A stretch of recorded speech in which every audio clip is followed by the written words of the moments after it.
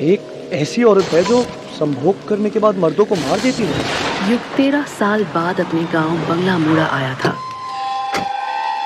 जहां उसकी मुलाकात हुई एक बूढ़ी औरत से जो बता रही थी कहानी यक्षिणी की।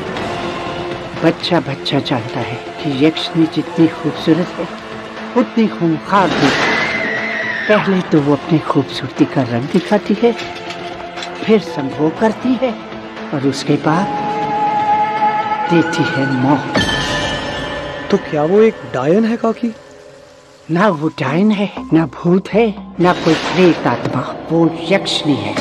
कुछ सालों पहले एक कवि बाबू के साथ उसने संभोग किया था, फिर उन्हें मार दिया या खा गई। ये आज भी राज ही है। वो कवि बाबू मेरे ही पिता थे।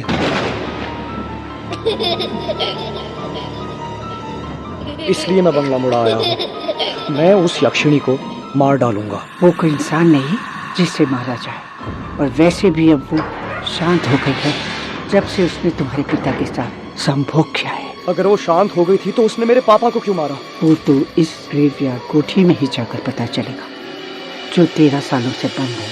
बात करते करते अब युग ग्रेवयार्ड कोठी के सामने पहुंच गया था, और जैसे ही उसे पता चला कि इस कोठी में यक्षिणी है, तो युग ने गुस्से से ग्रेवयार्ड कोठी का दरवाजा तोड़ दिया और अकेले ही कोठी में घुस गया। तभी उसे एक आवाज सुनाई दी।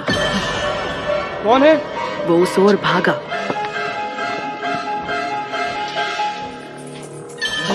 ए, कौन है?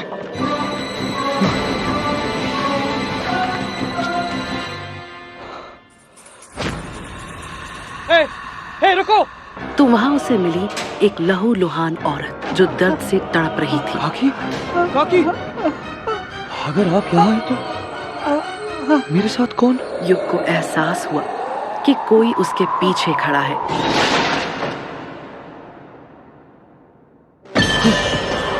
आ गया तू, तेरा ही तो इंतजार था।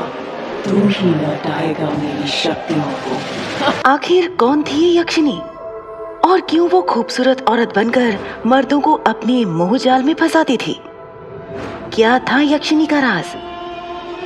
रोमांच और सस्पेंस से भरी ये कहानी जानने के लिए क्लिक प्ले नाउ और सुनिए यक्षिणी सिर्फ पॉकेट FM पर।